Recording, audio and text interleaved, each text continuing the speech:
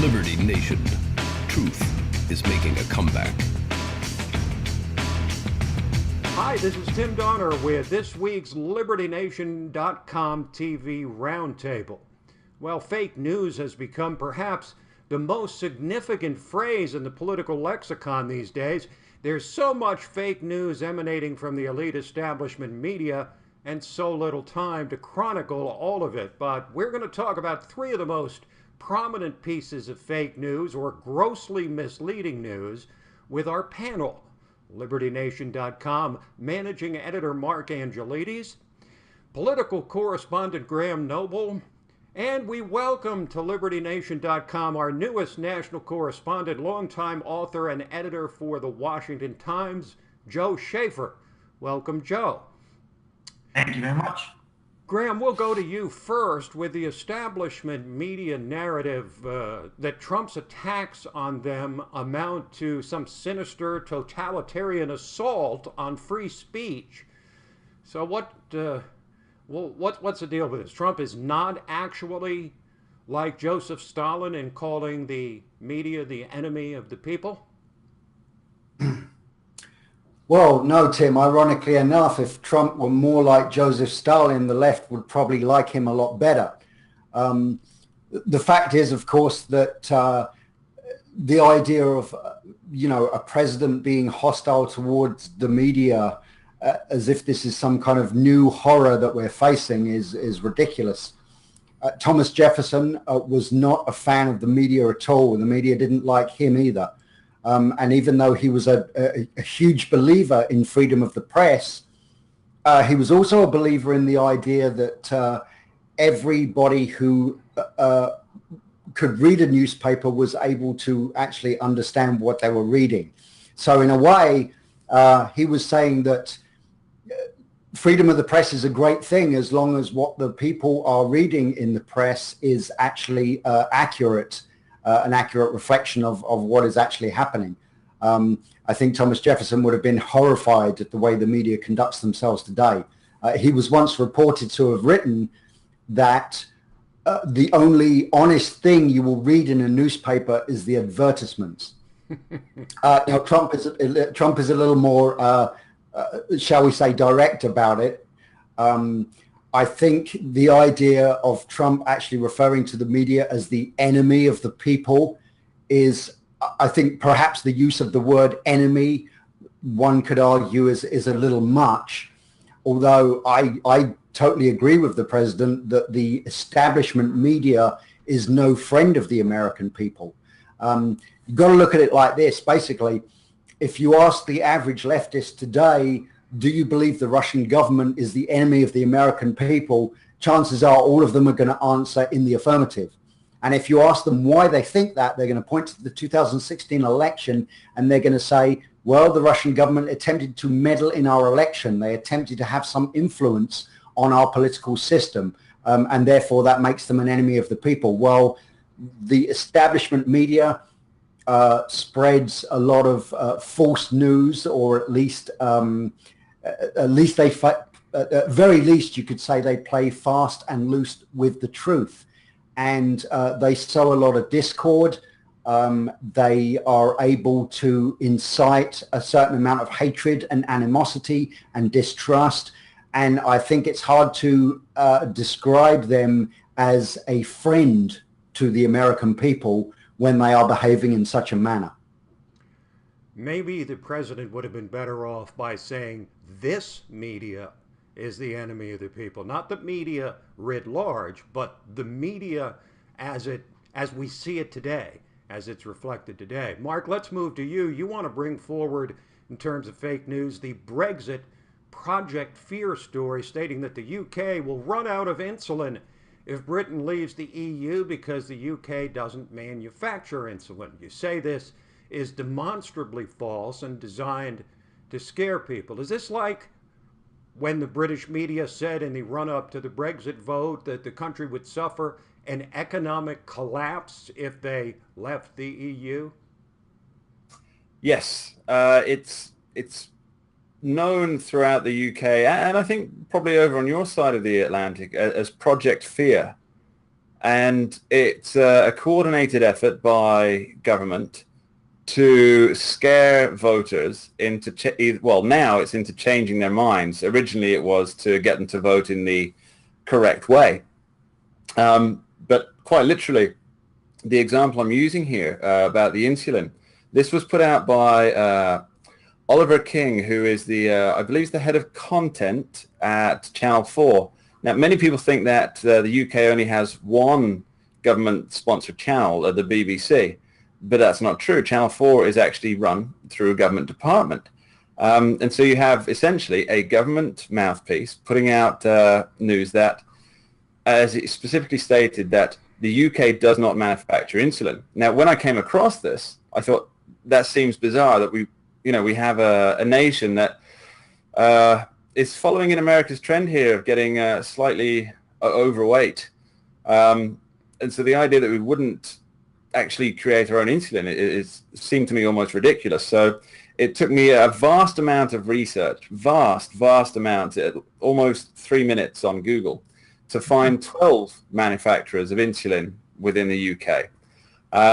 So it's demonstrably false. Now, this is it's a real shame, because what you're seeing here is a British government mouthpiece is trying to scare people who are sick and essentially saying that you won't get your insulin, which means what? This means you will die. This is what they're telling people. You will die.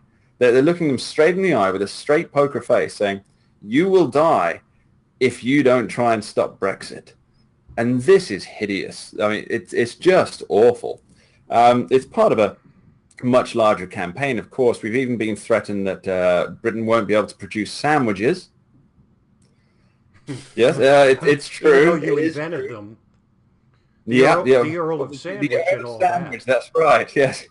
Along with the Wellington boots, the Earl of Wellington, the Duke of Wellington. But yeah, so we've been told that we won't be able to produce sandwiches, that the south of England will become a car park as we try and get all the international trade through our ports. Among other things, during the actual referendum, we even had our Prime Minister at the time, David Cameron, intimate that World War III could occur if we chose to vote leave. Clearly that didn't happen. It's all part of Project Fear. It's lies by the government to scare people into complying with what they wish. That's my fake news for the week. Okay. One among many. So, Joe, let's move on to you. You wrote a piece on LibertyNation.com about a breathless article in the Washington Post that leads with the idea that President Trump is in full meltdown about Special Counsel Robert Mueller's Russia investigation and how it may affect his son, Donald Trump Jr. How do we know this is fake news? Well, yeah, there's a different way of looking at fake news than just what they're writing.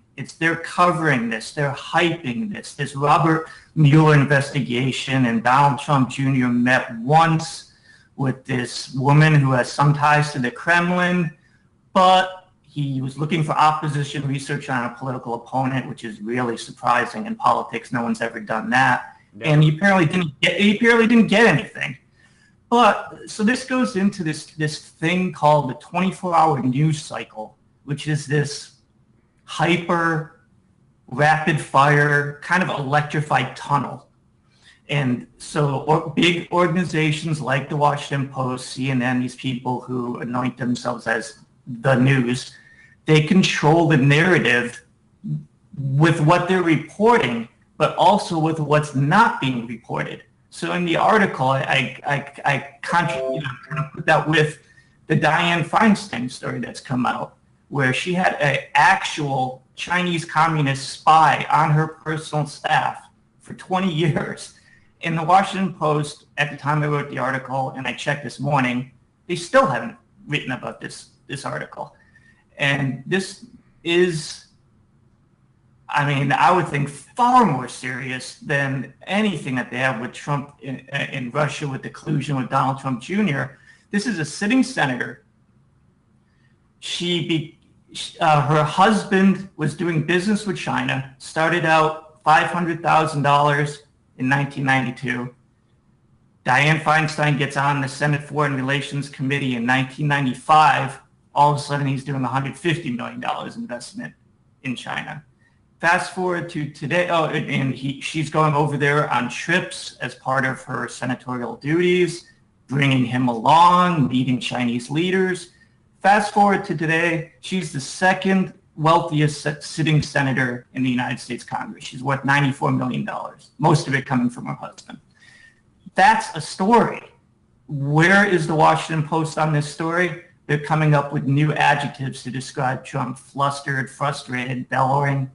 Where's the real reporting? That's my fake news, what they're not covering. Well, Joe, you make a great point because, gentlemen, we often think about fake news as acts of commission by the establishment media reporting false stories, when in fact you could argue that it's the stories they omit that are even more damaging, not reporting or downplaying, among other things, the over 4% economic growth in the last quarter, record low unemployment for blacks and Hispanics and women and people with disabilities. The sins of omission are really just as bad as the media's sins of commission. Graham, let's go back to you, returning to your narrative about how Trump calling out the media is a threat to the very heart of a free press. How do you think the whole consciousness of fake news strikes the average American, the person neither particularly pro-Trump or anti-Trump? Well, of course, there is always the phenomenon that we're all aware of now, the phenomenon known as bias confirmation, where people will tend to always believe something that perhaps fits in with what they believe or perhaps what they suspected. Confirmation bias, rather, is what they call it. So I think those who are neither especially pro-Trump or especially anti-Trump will probably lean towards whichever news reports tend to line up with what they at least suspect or don't suspect about the president. I think really the whole, in general though, we've really got to the point where I think the majority of Americans, regardless of what side of the political spectrum they're on, are highly suspicious of at least the establishment media. And I think we've gotten to the point where a lot of people have got their favorite sources, and they go to them and they tend not to trust anybody outside of those sources. So I think that's the way it goes. And I think fake news has become such a phenomenon now that it's almost hard to tell. It's almost hard for anybody to tell anymore what is fake news and what is not fake news. And I think, the American people in general need to, I think, educate themselves better, and I believe they're starting to, about going perhaps to the original sources, actually doing some research. If they care enough about politics, they're going to perhaps do some research into where this information is actually coming from, rather than just believing the Washington Post's latest sources familiar with the situation. Well, indeed, the favorability with which the American people view the media is falling almost as low as it is with politicians. And of course, politicians are threatening used car salesmen in terms of approval and favorability ratings. Mark, let's go back to you for a moment. The people of Britain refused to be spooked by the scare tactics of the media when they voted resoundingly for Brexit in 2016, just like the 62 million Americans who voted for Trump. Have your fellow Brits, do you think, become sensitized to fake news? That's an interesting question. When so much fake news or even just hyperbolic news comes out, it tends to make you see it more as a common style of news. You become acclimatized to it. So when you hear outlandish headlines, perhaps what would have 10 years ago, people would have been, I believe, clutching their pearls is a term. People would have been clutching their pearls when they hear something like this. Now they go, yeah, not surprised. but there's no shock here. Yeah. And this is perhaps the aim of it. It's to make us so unassuming and unbothered by the sheer amount of duplicity that's being presented to us, and the rights that are gradually being stripped away, slice by slice. If somebody more paranoid than myself would suggest that perhaps that was the goal all along. But Brits now, they are, and I'm sure it's the same in America, when they hear something bad, it almost just washes over them. And that's a problem, because we should be outraged when our governments, when our press tell us lies. Just coming back to something Joe said earlier about Thomas Jefferson, the idea of freedom of the press was actually more so supposed to be that reporters were free to produce content that could then be read by a knowing public. But what's happening now is they've entered these mass machines. Media in your country and my country is controlled by very, very few corporations. But the original idea was that reporters could report independently, but that's not the case anymore. It's really gone away from the original intention of the First Amendment and freedom of the press. It's a crying shame. But I do think that there's a lot of resilience out there. A lot of that comes from the internet. A lot of that comes from individuals making videos, putting out tweets that they've researched themselves instead of just regurgitating things. As Andrew Breitbart said, you're all reporters. And that's a good thing. Citizen journalists like Tommy Robinson in the UK, who have unmasked an awful lot, even without being professional journalists, which, by the way, there's no qualification for being a journalist. There's no letters after your name. Anybody can declare themselves a journalist, and boom, they're a journalist. But let's finish up with you, Joe. I'm wondering how the Washington Post and its fellow travelers on the left actually consider a scheduled meeting in Trump Tower with a woman promising dirt on Hillary Clinton is the kind of opposition research that's rare, that this kind of thing doesn't happen hundreds or thousands of times every election season. Does the fact it was a Russian change things somehow?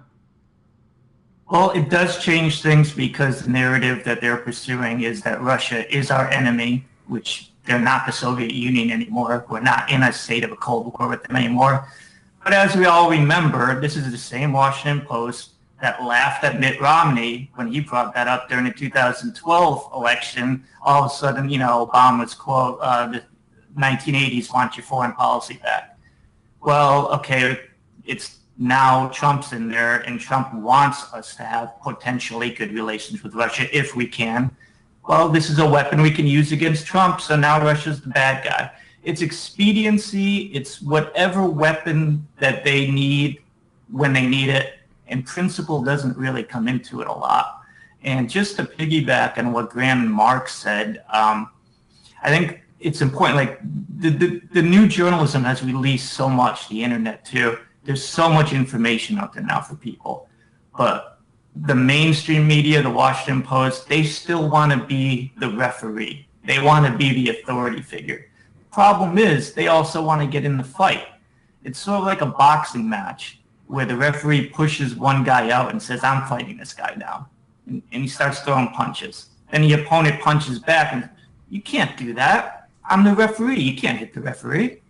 And so what Graham was saying about how Trump's not Stalin because he's daring to call these people out for this, but they want to present that as you dare to, we get to tell you what's news and what isn't news. And if you dare to criticize us, democracy dies in darkness.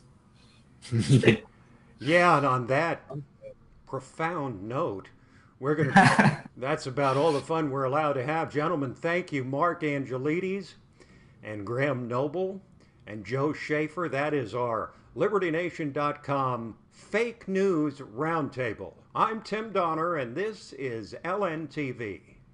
Exhausted by all the fake news? On LibertyNation.com's YouTube channel, facts and fresh, bold analysis are what you get without the leftist spin. Subscribe today to the LibertyNation.com YouTube channel and get our Truth is Making a Comeback, America's Top Stories, with LN Editor-in-Chief Lisa K. Donner an alternative to the leftist programs on TV. 5 facts, just the facts, ma'am, without the liberal bias. LN Radio, syndicated from coast to coast on the Radio America Network. Listen to all the big names in politics with your host, Tim Donner. LNTV, the right analysis with our Liberty Nation authors from across the globe. The Uprising Podcast, fun and entertaining commentary on what's really going on in the swamp with Scott Cosenza and Tim Donner. All this and more when you subscribe to the LibertyNation.com YouTube channel today, because Truth is is making come back.